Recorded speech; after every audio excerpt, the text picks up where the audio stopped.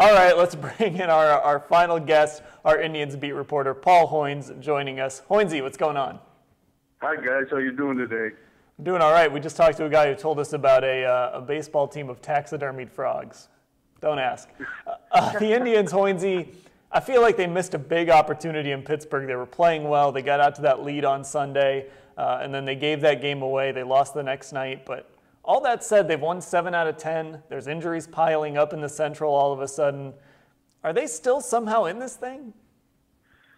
You know, I know they wanted to try to, get on a run just before the break and get as close to 500 as they could. That's but with the two wild cards now, you're probably never really out of it. But I think they're going to have to make a decision. I mean, how much are they in this thing? And, that's going to determine what moves, if any, they make by the July 31st deadline and the August 31st deadline.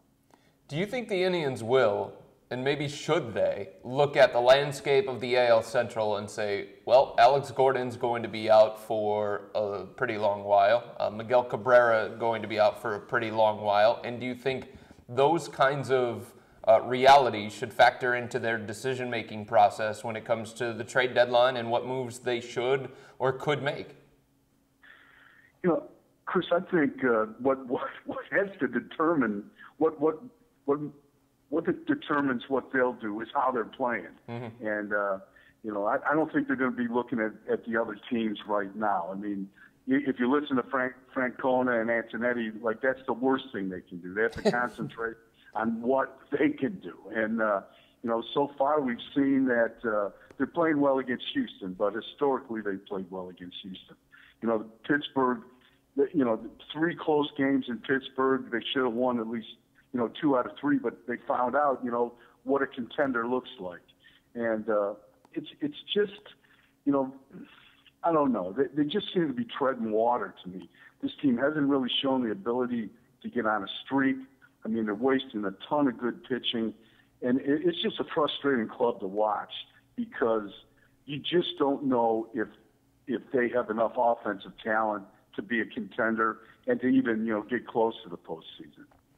Hoynesy, this pitching staff with Trevor Bauer last night, they became the first 4 guys, Salazar, Bauer, Carrasco, and Kluber, with 100-plus strikeouts before the All-Star break. That's kind of the biggest thing with this season. They're getting this great pitching, and right now it's going to waste. Yeah, it is, Dan. It's and it's great pitching, but strikeouts don't make great pitching. What Salazar did in Pittsburgh. You got a 3-0 lead against a contender, and you explode in the 5th inning. You give up 5 runs, and that's the ball game. I mean, that's, it doesn't matter if you struck out 16 guys. I mean, he could, and he only lasted 5 innings, but that's the key to pitching to me. You could strike out 1 million guys, and Kluber has, and he's, what is he, 4-9? So, you have to have every element of a good baseball team to be a contender, and right now they don't. They've got a bullpen, they've got some pitching, but offensively, this is a team that is, it's lucky if they score 3 runs a night. Hoynesy, the Indians got 1 All-Star, Jason Kipnis. Do you think they deserved a second?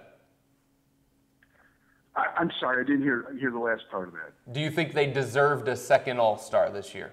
No, I don't. When you're a 4th place club, you're not playing 500 ball. You're lucky to get. You're lucky they've got the rule that every team has to be represented in the All-Star game. I mean, I'm not saying Kipnis didn't deserve it. He's in the first half, he's been the best second baseman in the American League. But I don't think you can whine about not having a second All-Star. I mean, if you want a second All-Star, be in first place. Going into the break in the AL Central, then you'll get more than one All-Star. Paul, going back to the offense, I mean, we have this discussion every single year with this team. They just don't score enough runs. They've gone out and tried to address it, but I mean, at what point do we kind of look at the front office and say, look, you guys aren't adding that 1 or 2 pieces that you need? Well, and that's exactly right. I mean, big time hitters cost big time money. You know, you're going to struggle when you bring up your top prospect. He's a shortstop, and you put him in the number 2 spot, and he's kind of a, he's not going to be a run producer. I mean, he's in the number 2 spot. That's where he's hit all his career, or lead off. But that's your big contribution to the offense. A guy that's, when he's going good, is probably going to hit 270, 280, and he's going to move the ball around the infield or the outfield and spray the ball around. But he's not going to drive in 90 runs. He's not going to drive in 95 runs. Their big addition this winter was Moss, and we've seen this guy before. This is Mark Reynolds. This is kind of an all or nothing guy that he's gonna when he's on, he's going to drive in 5 runs a game, but the strikeouts with runners in scoring position, hurts. The same with Santana. We've seen this guy. We've seen his act last year. Now he's extended into a 3-month slump. So, you've got to make a significant move. And they've had 2 years to do this. They've had this pitching staff together for 2 years. They've been on the cusp of making a big move. And I think because they got burned with Bourne and Swisher, ownership kind of pulled in their horns, and they're just treading water now. All right, Hoynesy, I got to ask you one question, kind of off topic here. Did you see the slider ESPN body issue thing? We're talking about that here around the office. That was strangely disturbing. I don't know why, because the guy doesn't wear pants normally, but I was really bothered by this. Yeah, I've got to talk to Slider. I think he's gone off the edge here. He's gone over the line. I don't know if he's going to go for the cover shot or not. What is it?